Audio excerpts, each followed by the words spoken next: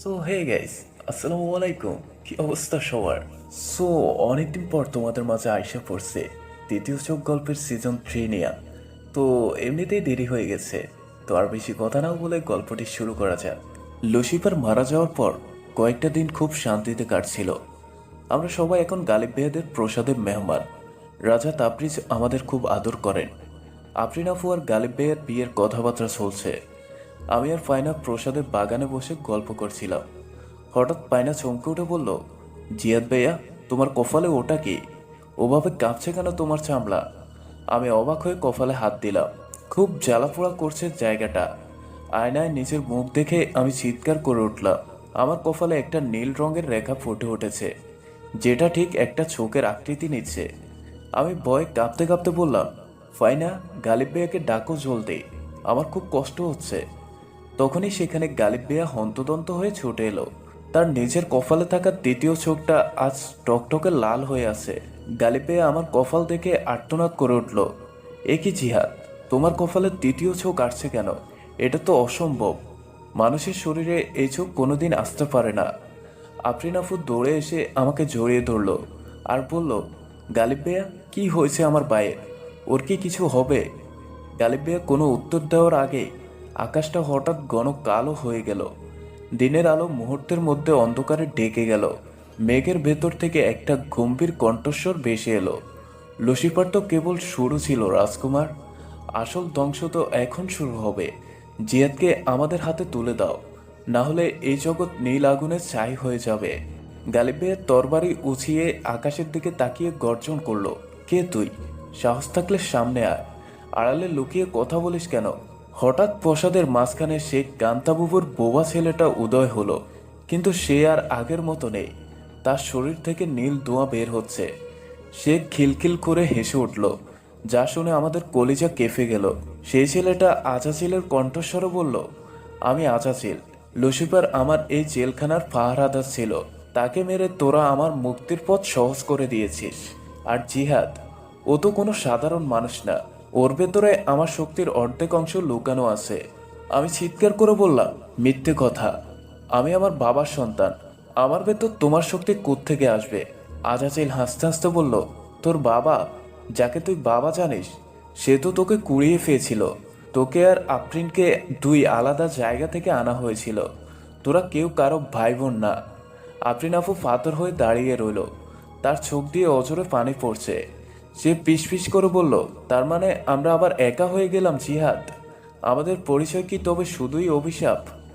গালিব ভাইয়া আফরিন আফুর হাত শক্ত করে ধরে বলল, চুপ কর আজাজির, এসব মিথ্যে বলে আমাদের আলাদা করতে পারবি না। জিয়াদ আর আফরিন ভাই বোন, এটাই শেষ কথা, তোকে আজ শেষ করে ছাড়বো। এ বলে গালিব ভাইয়া ঝাঁপিয়ে পড়ল সেই ছেলেটার উপর। শুরু হলো এক ভয়ঙ্কর লড়াই, কিন্তু আজাজিলের শক্তি এতই বেশি যে সে গালিব ভাইয়াকে এক ফু দিয়ে ফিলারের সাথে আঁচড়ে ফেলল। ফাইনা কাঁদতে কাঁদতে আমাকে জড়িয়ে ধরল, জিহাদ ভাইয়া, যেভাবেই হোক এখান থেকে চলো, ওরা তোমাকে মেরে ফেলবে। আমি দাঁতে দাঁত চেপে উঠে দাঁড়ালাম। আমার কপালে সেই নীল চোখটা এখন খুলে যাচ্ছে। আমি অনুভব করলাম আমার শরীরে এমন এক শক্তি আসছে যা আমি সইতে পারছি না। আমি গালিব ভাইয়াকে বললাম, ভাইয়া আমাকে মারুন, আমার ভেতরে ও ঢুকতে চাইছে, আমি নিজেকে সামলাতে পারছি না। গালিব ভাইয়া রক্তাক্ত অবস্থায় উঠে দাঁড়ালো। তার চোখে মুখে এখন রাজ্য হারানোর ভয় নয়, বরং আমাদের হারানোর আতঙ্ক। গালিব ভাইয়া বলল, মরতে তোকে আমি দেব না জিহাদ। রাজা তাবরিজ একটা গোপন রাস্তার কথা বলেছিলেন, নীলগিরি পাহাড়ের গুহায় যেতে হবে আমাদের, সেখানে এই চোখের রহস্য লুকানো আছে। আফরিন আফু বলল, কিন্তু আমরা বের হব কিভাবে? পুরো প্রসাদ তো আজাজিলের সৈন্যরা ঘিরে ফেলেছে। ঠিক তখনই কান্তাবাবু এক হাতে একটা জ্বলন্ত মশাল আর অন্য হাতে তার ছেলেকে জাপটে ধরল, যার ভেতর আজাজিল আছে। কান্তবাবু চিৎকার করে বলল, তোমরা ফালাও, আমি একে বেশিক্ষণ ধরে রাখতে পারবো না, আমার ছেলের জীবন যাক, তবুও এই শয়তান যেন মুক্তি না পায়। যাও গালিব, ওদের নিয়ে ফালাও। গালিব ভাইয়া আমাদের তিনজনকে একটানে নিজের কাছে নিয়ে এলো। তারপর চোখের পলকে আমরা প্রসাদের বাইরে এক জঙ্গলে এসে পড়লাম। আমি যন্ত্রণায় কাতরাতে কাতরাতে বললাম, ভাইয়া, আমার মাথা পেটে যাচ্ছে, মনে হচ্ছে ওই নীল চোখটা আমার মগজ খেয়ে ফেলছে। ফাইনা আমার মাথায় হাত দিয়ে বলল, শান্ত হও জিয়াদ ভাইয়া, আমরা নীলগিরি পৌঁছে যাব। আফরিন আফু, তুমি ওনার অন্য হাতটা ধরো। হঠাৎ জঙ্গলের চারপাশ থেকে অট্টহাসির শব্দ শোনা গেল। হাসতে হাসতে সামনে এগিয়ে এলো এক বিভৎস চেহারার নারী, অর্ধেক মুখ পোড়া, এক চোখে নীল আগুন। আফরিন আপু চিৎকার করে বলল, হিমালয়া, তুমি তো মারা গিয়েছিলে। গালিব ভাইয়া, ও তো বিষ খেয়ে মারা গিয়েছিল। হিমালয়া এক হাত দিয়ে তার পোড়া মুখ ডেকে বলল, শয়তান কি এত সহজে মরে রাজকুমারী? আজাজিল আমাকে নতুন জীবন দিয়েছে, তবে এর বিনিময়ে আমাকে গালিবের কলিজা ছেড়ে তাকে দিতে হবে। গালিব ভাইয়া হিমালয়ার সামনে গিয়ে বলল, তোর বাবা লুসিফারকে কবরে ফাটিয়েছি, তোকেও ফাটাবো। তুই তো একটা নগণ্য দাসী মাত্র। হিমালয়া খেপে গিয়ে হাতের ইশারায় একদল কালো ছায়া সৈন্যকে লেলিয়ে দিল আমাদের উপর। লড়াই শুরু হলো। গালিব ভাইয়া একা লড়ছে সবার সাথে, কিন্তু আমি বুঝতে পারলাম আমার কপালে যে চোখটা ফুটেছে সে আসলে গালিব ভাইয়ার দিকে লক্ষ্য করছে।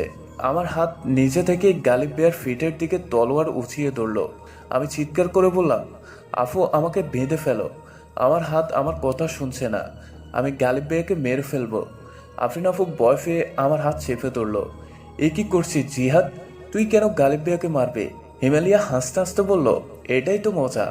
জিহাদের ভেতর আজাজিলের আত্মা যখন পূর্ণ হবে তখন সে নিজেই তার সবচেয়ে প্রিয় মানুষদের বলি দেবে। গালিব, তোর বন্ধু আজ তোর জম হবে। গালিব ভাইয়ের লড়াই থামিয়ে আমার দিকে তাকালো। তার চোখে কোনো রাগ নেই, শুধুই মায়া। গালিব ভাইয়া বলল, জিহাদ, তুই যদি আমাকে মারতে চাস মার, আমি তোর উপর হাত তুলব না, কিন্তু মনে রাখিস আজাজিলকে জিততে দেওয়া যাবে না।